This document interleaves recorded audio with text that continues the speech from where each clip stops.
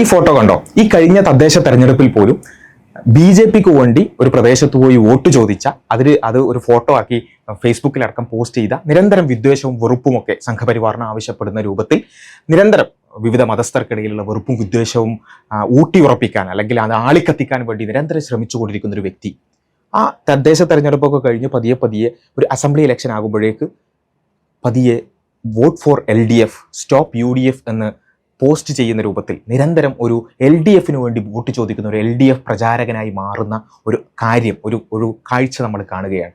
ഇതിൻ്റെ പിന്നിലുള്ള കഥയെക്കുറിച്ചാണ് നമ്മൾ ഇന്ന് സംസാരിക്കാൻ ഉദ്ദേശിക്കുന്നത്.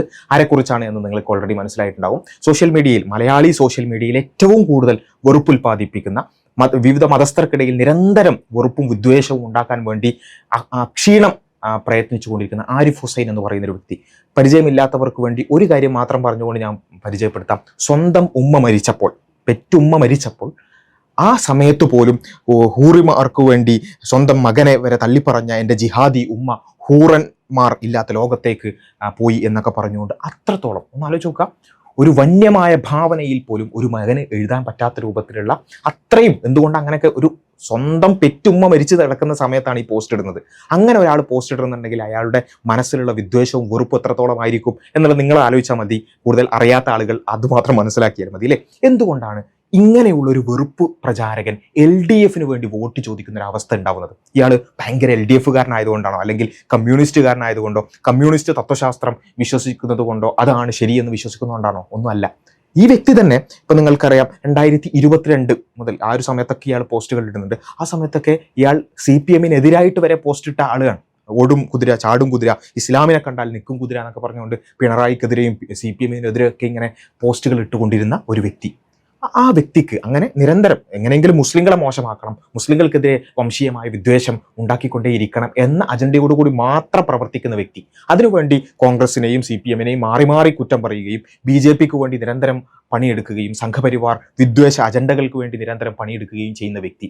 പിന്നെ പതിയെ ആ വ്യക്തിയുടെ ടോണ് മാറുകയാണ്. കുറച്ച് കഴിഞ്ഞപ്പം CPM തന്നെ നമ്മുടെ കേരളത്തിലുള്ള കുറച്ച് സാഹചര്യങ്ങൾക്ക് വേണ്ടി അവരുടെ അജണ്ടയും അവരുടെ രീതിയൊക്കെ ഇങ്ങനെ മാറ്റി അല്ലെ. ഒരു ക്രിസ്ത്യൻ ഹിന്ദു വോട്ട് ഏകീകരിക്കാൻ വേണ്ടി മുസ്ലിങ്ങളെ കുറച്ചുകൂടി ഒരു തീവ്രവാദികളാക്കുക, എന്തെങ്കിലും ജനകീയ സമരം ഉണ്ടെങ്കിൽ തീവ്രവാദികളാണെന്ന് പറയാം, നാർക്കോട്ടിക് ജിഹാദ് ഉണ്ട് എന്ന് പറഞ്ഞ ആളുകളെ പോലും, അത്തരത്തിലുള്ള ബിഷപ്പുമാരെ പോലും പോയി കാണുകയും അവർ പണ്ഡിതന്മാരാണെന്ന് പറയുക. അതേപോലെ തന്നെ മുസ്ലിങ്ങൾക്കെതിരെ വംശീയമായി പ്രതികരിച്ചുകൊണ്ടിരിക്കുന്ന വെള്ളാപ്പള്ളിയെ പോലെയുള്ള ആളുകളെ സ്റ്റേജിൽ കയറ്റുക, കാറിൽ കയറ്റുക, ഇങ്ങനെ നിരന്തരം ഒരു മുസ്ലിം അപരവൽക്കരണവും ഹിന്ദു ക്രിസ്ത്യൻ യൂണിറ്റി എന്ന രൂപത്തിൽ ഒരു വർഗീയ അജണ്ടയിലേക്ക് CPM ഇങ്ങനെ മാറി അല്ലെ. ഏതുവരെ ചോദിച്ചാൽ ഒരു ന്യൂനപക്ഷ തീവ്രവാദം, ന്യൂനപക്ഷ വർഗീയത എന്നൊക്കെ പറഞ്ഞുകൊണ്ടുള്ള അത്തരത്തിലുള്ള ഒരു അജണ്ടകൾ, അത്തരത്തിലുള്ള ടെർമിനോളജികളൊക്കെ ഇങ്ങനെ കൊണ്ടുവന്നുകൊണ്ട് CPM ആ ഒരു ലൈനിലേക്ക് മാറിയപ്പോൾ പതിയെ ഇയാളും മാറി. ഇയാളും എന്ത് ചെയ്തു, CPMനെതിരായിട്ടുള്ള വിമർശനങ്ങളൊക്കെ ഒന്നിങ്ങനെ കുറച്ച് വന്നിട്ട് ഇത് ഞാൻ പറഞ്ഞതുപോലെ തന്നെ CPMും ഞാനൊക്കെ പറയുന്ന രൂപത്തിലേക്ക് മാറി വരുന്നുണ്ട് എന്ന് പറഞ്ഞുകൊണ്ട് പോസ്റ്റ് ഇടുന്നു. അങ്ങനെ ആ രൂപത്തിൽ CPMനോട് കുറച്ചും കൂടി ഒരു മയപ്പെട്ട് നിൽക്കുകയും എന്നാലും BJP ആണ് വേണ്ടത്, പിന്നെ കോൺഗ്രസ് എന്തായാലും പറ്റൂല എന്ന രൂപത്തിലേക്ക് പതിയെ മാറുന്നു. അങ്ങനെയാണ് ഈ തദ്ദേശ തെരഞ്ഞെടുപ്പിൽ പോലും BJPക്ക് വേണ്ടി വോട്ട് ചോദിച്ചാൽ പിന്നെ ഈ കഴിഞ്ഞ ജനുവരി ആകുമ്പോഴേക്ക് മൊത്തത്തിൽ മാറുകയാണ്. LDF ജയിക്കുകയും BJP ഉൾപ്പെടുന്ന ഒരു പ്രതിപക്ഷം ശക്തമായി നിലനിൽക്കുകയും ചെയ്താൽ കേരളം രക്ഷപ്പെടും. രക്ഷപ്പെടുന്ന എന്താ വെച്ചാൽ മൂപ്പർക്കൊക്കെ പറ്റുന്ന രൂപത്തിലുള്ള ഒരു വെറുപ്പുൽപാദനം അത്രമേൽ നടക്കുന്ന ഒരു സംസ്ഥാനമായി കേരളം മാറണം. അതിനെന്ത് വേണം? LDF ജയിക്കണം, BJP ശക്തമായ പ്രതിപക്ഷം ഉണ്ടാകണം, തൊലിയുരയപ്പെട്ട UDF ഇനി മരിക്കും. അപ്പൊ UDF മരിച്ചിട്ട് LDF ഭരണത്തിലേറുകയും BJP ശക്തമായ പ്രതി, അതാണ് മൂപ്പരുടെ ആശ ഇങ്ങനെ പങ്കുവെക്കാണ്. അപ്പോൾ ഒന്ന് ആലോചിച്ച് നോക്കുക, ഒരു വെറുപ്പുൽപാദകന്, ഒരു ഹെയ്റ്റ് സ്പീച്ച് നിരന്തരം നടത്തിക്കൊണ്ടിരിക്കുന്ന ഒരു ആ നിലക്കുള്ള വെറുപ്പുൽപാദകന് ഒരു LDF എന്തായാലും വരണം എന്ന് തോന്നുന്ന ഒരു അവസ്ഥ എന്തുകൊണ്ടുണ്ടാകുന്നു അല്ലെ. എൻ്റെ ശബ്ദം കേൾക്കുന്ന CPMകാരും LDFകാരൊക്കെ വളരെ ഗൗരവത്തിൽ ആലോചിക്കേണ്ട ഒരു കാര്യമാണ്. ഒരു വെറുപ്പുൽപാദകന് ഞങ്ങൾ ജയിക്കണം, അതായത് LDF ജയിക്കണം എന്ന് തോന്നുന്ന അവസ്ഥ ഉണ്ടെങ്കിൽ തന്നെ അതിനേക്കാൾ വലിയൊരു അപമാനം വേറെ ഉണ്ടോ അല്ലെ. എന്തുകൊണ്ടാണ് ഇത് സംഭവിക്കുന്നത് എന്നുള്ളത് നമ്മൾ കൃത്യമായിട്ട് ആലോചിക്കണം. എന്നിട്ട് പിന്നെ എന്ത് ചെയ്യുന്നു, പിന്നെ നമ്മൾ കാണുന്നത് LDF പ്രചാരകനായി മാറുന്ന ഒരു അവസ്ഥയാണ്. ഒരു പൂർണ്ണമായി സംഘപരിവാറിന് വേണ്ടി വോട്ട് ചോദിക്കുക പോലും ചെയ്ത ഒരു വ്യക്തി കുറച്ച് കഴിഞ്ഞപ്പം സംഘപരിവാറിനെ പോലെ തന്നെ അല്ലെങ്കിൽ അതിനേക്കാൾ കുറച്ചും കൂടി അടിപൊളിയായിട്ട് ഒരു മുസ്ലിം അപരവൽക്കരണം ഈ LDFും ചെയ്തോളും അല്ലെങ്കിൽ അവർ ചെയ്യും എന്ന ഒരു തോന്നലിൽ ഇയാൾ എന്ത് ചെയ്യാണ്, നിരന്തരം LDFന് വേണ്ടി വോട്ട് ചോദിക്കാൻ. നാടിനെ ജിഹാദികൾക്ക് കൂട്ടിക്കൊടുക്കുന്ന VD സതീശനെ തിരിച്ചറിയുക, vote four LDF stop UDF. ഇത് ഇപ്പം നിരന്തരം ഈ പോസ്റ്റാണ് അല്ലേ. അപ്പോൾ LDF വേണ്ടി വോട്ട് ചോദിക്കുന്ന വെറുപ്പ് പ്രചാരകർ, ഇത് ഒരാളെക്കുറിച്ച് മാത്രമല്ല ഞാൻ പറയുന്നത്.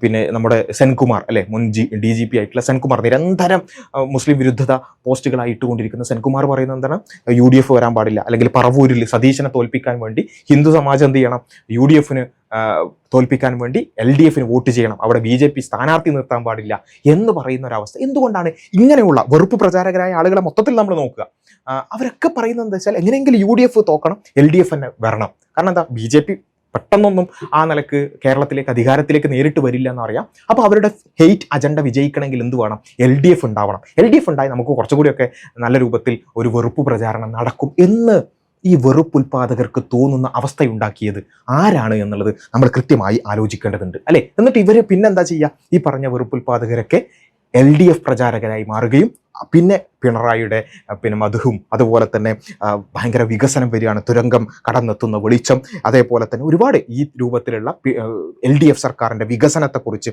അതേപോലെ തന്നെ പാലങ്ങൾ ഉണ്ടാകുന്നു, അതേപോലെ തന്നെ വീടുകൾ വെച്ചു കൊടുക്കുന്നു, ഇതൊക്കെ സർക്കാരിൻ്റെ നേട്ടങ്ങളെക്കുറിച്ചൊക്കെ ഇങ്ങനെ പറയാണ്. അപ്പോൾ ഭയങ്കര വികസനമൊക്കെ ഉണ്ടാക്കിയ സർക്കാരാണ്. ഈ ആളുകൾക്ക് വികസനത്തിനോട് ഭയങ്കര സംഭവമായിട്ട് തോന്നിയിട്ടെങ്ങാനാണോ? അല്ല, ഇത് നമ്മൾ മുമ്പും കണ്ടതാണ്. കുറച്ച് ഈ ഞാൻ സംഘിയല്ല പക്ഷേ എന്ന് പറയുന്ന കുറേ ആൾക്കാരുണ്ടല്ലോ, അവർ മുമ്പ് ഈ മോദി ഗവൺമെൻറ് വരാൻ വേണ്ടി പറഞ്ഞത് ഇതേ കാര്യമാണ്. ഞാൻ സംഖ്യയൊന്നല്ല, പക്ഷെ മോദി വന്നാൽ എന്ത് ചെയ്യും, വികസനം വരും. മോദി വന്നാൽ അല്ലെങ്കിൽ BJP ഗവൺമെൻറ് വന്നാൽ നല്ല ഗവേണൻസ് ഉണ്ടാവും, നല്ല വികസനം ഉണ്ടാകും. ഇതെന്താ വെച്ചാൽ ഒന്നാമത്തെ ഒരു കാര്യം, ഇവർക്ക് ഈ വികസനത്തിനോടുള്ള ഭയങ്കര പൂതിയും അല്ലെങ്കിൽ ആഗ്രഹവും എന്നല്ല. ആ ഒരു പേരിൽ എന്ത് ചെയ്യണം, ഇവിടെ മുസ്ലിങ്ങൾക്ക് ആ ടീമിന് കുറച്ചൊന്ന് അടി കൊടുക്കാൻ പറ്റിയ ആരെങ്കിലും വരണം അല്ലേ. അപ്പോൾ BJP വന്നാൽ എന്ത് ചെയ്യും, ആ മാപ്പിളാർക്കും രണ്ട് കിട്ടിക്കോളും എന്ന ഒരു തോന്നലാണ് യഥാർത്ഥത്തിൽ ഇവരുടെ ഉള്ളിലുള്ളത്. അതിനപ്പുറത്തെ അതിന് ഒരു പുറമോടി മാത്രമാണ് എന്ത്, വികസനമൊക്കെ ഉണ്ട്. അതേ കാര്യമാണ് ഇവിടെയും അല്ലേ. കേരളത്തെ സംബന്ധിച്ചിടത്തോളം നമുക്കറിയാം, മാറി മാറി LDF UDF ഒക്കെ ഭരിക്കുന്നതാണ്. എല്ലാ സർക്കാരുകളും നല്ല നല്ല പദ്ധതികൾ കൊണ്ടുവരാറുണ്ട്. വികസനം കൊണ്ടുവന്നൊന്നും നമുക്ക് ഫോർ ഗ്രാൻഡഡ് നമ്മളത് അംഗീകരിച്ചു കൊടുത്താൽ പോലും നമ്മൾ മനസ്സിലാക്കേണ്ടത് വെറും റോഡും തോടും ഉണ്ടായാൽ മാത്രം പോലെ, അല്ലെങ്കിൽ പാലങ്ങളും ഉണ്ടായാൽ പോരാ, നമുക്കിവിടെ സ്വസ്ഥമായി ജീവിക്കാൻ സാധ്യമാകണം അല്ലേ. അതുകൊണ്ടാണ് ഇപ്പോൾ ഈവൻ നമ്മൾ ആലോചിച്ച് നോക്കുക, BJP ഗവൺമെൻറ് ഇവിടെ ഭയങ്കരമായ വികസനം കൊണ്ടുവന്നു എന്ന് തന്നെ വിചാരിക്കാം. എല്ലാം പൊള്ളയാണ്, നമ്മളിപ്പോൾ ഏകദേശം മനസ്സിലായി കഴിഞ്ഞു. മോദിയുടെ പിന്നെ ആ നെഞ്ചളവും കാര്യങ്ങളൊക്കെ എത്രത്തോളം പൊള്ളയാണെന്നുള്ളത് ആ PR വർക്കുകളുടെയൊക്കെ യാഥാർത്ഥ്യം ഇപ്പോൾ ഏകദേശം എല്ലാവരും മനസ്സിലാക്കി കഴിഞ്ഞു. ഇനി അതൊക്കെ ഉണ്ട് എന്ന് തന്നെ വിചാരിക്കാം. ഭയങ്കര വികസനമാണ്, BJP വന്നാൽ ഇവിടെ സ്വർഗം പോലെ മൊത്തം തോടും പാലങ്ങളൊക്കെ ഉണ്ടാക്കി. ശരി, തോടും പാലങ്ങളും ഉണ്ടാക്കാൻ മനുഷ്യന്മാരിവിടെ നല്ല രൂപത്തിൽ ജീവിക്കണ്ടേ? അത് അവർക്ക് പറ്റില്ല. അത്തരം ഒരു ഐഡിയോളജി അല്ല BJPക്ക് ഉള്ളത് എന്നുള്ളത് കൊണ്ടാണ് നമ്മളതിനെ എതിർക്കുന്നത്. അതുപോലെ തന്നെ കേരളത്തിൽ വികസനം ഉണ്ടെങ്കിൽ നല്ല കാര്യം, അത് ഏറ്റവും നല്ല രൂപത്തിൽ കൊണ്ടുപോകാൻ പറ്റുന്നുണ്ടെങ്കിൽ നല്ല കാര്യം. പക്ഷേ ആ PR വർക്കിനൊക്കെ അപ്പുറത്ത്, അതിനൊക്കെ അപ്പുറത്ത് മനുഷ്യന് ഏറ്റവും കൂടുതൽ ആവശ്യമുള്ളത് സ്വസ്ഥമായ ഒരു അന്തരീക്ഷമാണ്. എന്നാൽ കേരളത്തിൽ ഈ ഒരു 10 വർഷത്തിനിടയിൽ വളരെ വ്യാപകമായി വെറുപ്പ് വ്യാപകമായിട്ടുണ്ട് എന്നുള്ളത് നമ്മളെല്ലാവരും മനസ്സിലാക്കിയിട്ടുള്ള കാര്യമാണ്.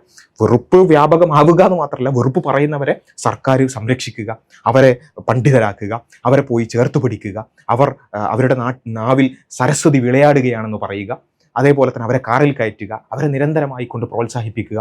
ഇങ്ങനെ ചെയ്യുന്ന ഒരു അവസ്ഥ ഒരിക്കലും നമ്മുടെ നാടിന് ഗുണകരമല്ല എന്നുള്ളത് നമുക്ക് എല്ലാവർക്കും അറിയാം അല്ലേ. ഇതാണ് പ്രശ്നം. ഇത് വളരെ ഗൗരവകരമായി നമ്മൾ ആലോചിക്കേണ്ടതും ചിന്തിക്കേണ്ടതുമാണ്. LDF പ്രവർത്തകരായ ആളുകൾ അവരൊക്കെ വളരെ ഗൗരവത്തിൽ ആലോചിക്കേണ്ടതാണ്. എന്തുകൊണ്ട് ഒരു വെറുപ്പ് പ്രചാരകർ അവർക്ക് ഇഷ്ടപ്പെടുന്ന ഒരു ഗവൺമെൻറ്റായി ഞങ്ങളുടെ വിഭാഗം മാറി, അല്ലെങ്കിൽ LDF എന്തുകൊണ്ട് അങ്ങനെയായി മാറി എന്നുള്ളത് വളരെ ഗൗരവത്തോടു കൂടി ചിന്തിക്കേണ്ടതാണ് അല്ലേ. നമുക്ക് സ്വസ്ഥമായൊരു അന്തരീക്ഷം കൂടി വേണം. വർഗീയ വിദ്വേഷങ്ങൾ നിരന്തരം പ്രസരിപ്പിക്കുന്ന, സോഷ്യൽ മീഡിയയിൽ ഒരു തരത്തിലുള്ള നിയന്ത്രണങ്ങളും ഇല്ലാതെ വെറുപ്പ് പ്രചാരണം എല്ലാ സീമകളും ലംഘിക്കുന്ന രൂപത്തിൽ തുടർന്നു പോകുന്നൊരവസ്ഥ ഉണ്ടാക്കിയിട്ടുണ്ടെങ്കിൽ അത് ഏതെങ്കിലും ഒരുപക്ഷെ ചില രാഷ്ട്രീയ ലക്ഷ്യങ്ങൾക്കൊക്കെ വേണ്ടിയിട്ടായിരിക്കും. ഇങ്ങനെ ഒരു വോട്ട് കൺസോൾട്ടേഷൻ ഉണ്ടായാൽ, ഒരു ഹിന്ദു ക്രിസ്ത്യൻ വോട്ട് കൺസോൾട്ടേറ്റ് ആവും, മുസ്ലിങ്ങളെ കുറ്റം പറഞ്ഞാൽ, മുസ്ലിങ്ങളെ അപരവൽക്കരിച്ചാൽ ഇങ്ങനൊരു കൺസോൾട്ടേഷൻ ഉണ്ടാവും എന്നൊക്കെ വിചാരിച്ചിട്ടായിരിക്കാം. പക്ഷേ എല്ലാവരും മനസ്സിലാക്കേണ്ട ഒരു കാര്യം, കേരളത്തിൻ്റെ മനസ്സ് അങ്ങനെയല്ല. മുസ്ലിങ്ങളെ കുറച്ച് കുറ്റം പറഞ്ഞാൽ, അവരെ തീവ്രവാദിയാക്കിയാൽ, അവരുടെ അവകാശങ്ങളോട് പുറംതിരിഞ്ഞു നിന്നാൽ, അവരേതെങ്കിലും അവകാശങ്ങൾ പറയുമ്പോൾ അതിൻ്റെ പേരിൽ അവരെ മതമൗലികവാദികളും തീവ്രവാദികളും ആക്കിയാൽ ബാക്കി എല്ലാ ഹിന്ദു ക്രിസ്ത്യൻ വോട്ടുകളും കിട്ടും എന്ന് വിചാരിക്കുന്നുണ്ടെങ്കിൽ അത് മതേതര കക്ഷികൾ പ്രത്യേകിച്ചും വിചാരിക്കാൻ പാടില്ലായിരുന്നു. അങ്ങനെ വിചാരിച്ചുകൊണ്ട് ചില പ്രവർത്തനങ്ങൾ ചെയ്തതുകൊണ്ടാണ് വെറുപ്പുൽപാദകർ LDF പ്രചാരകരായി മാറുന്ന ഒരവസ്ഥ ഉണ്ടായത്. അത്തരമൊരവസ്ഥയല്ല യഥാർത്ഥത്തിൽ മതേതര കക്ഷികൾക്ക് വേണ്ടത്. LDF ആണെങ്കിലും UDF ആണെങ്കിലും അത് മാറി മാറി വരുന്ന ഒരു സംവിധാനം തന്നെയാണ് കേരളത്തിന് നല്ലത്. പക്ഷേ ആ കക്ഷികൾ ഒരിക്കലും വെറുപ്പ് പ്രചാരകരുടെ ഇഷ്ടപ്പെട്ട മുന്നണിയായി മാറുന്ന ഒരവസ്ഥ ഒരു വെള്ളാപ്പള്ളി മുന്നണിയോ അല്ലെങ്കിൽ ഇത്തരത്തിലുള്ള വെറുപ്പുൽപാദക മുന്നണിയോ ആയി ഒരിക്കലും പ്രധാനപ്പെട്ട മുന്നണികൾ മാറാതിരിക്കാൻ നമ്മളെല്ലാവരും വളരെ ജാഗ്രതയോടുകൂടി ശ്രദ്ധിക്കേണ്ടതുണ്ട്.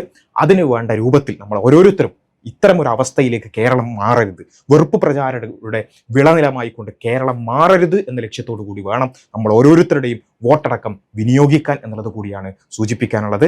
ആ രൂപത്തിൽ എല്ലാവരും നല്ല ഒരു ഇൻഫോംഡ് ആയ രൂപത്തിൽ വോട്ട് ഉപയോഗിക്കുക. അസ്സലാമു അലൈക്കും.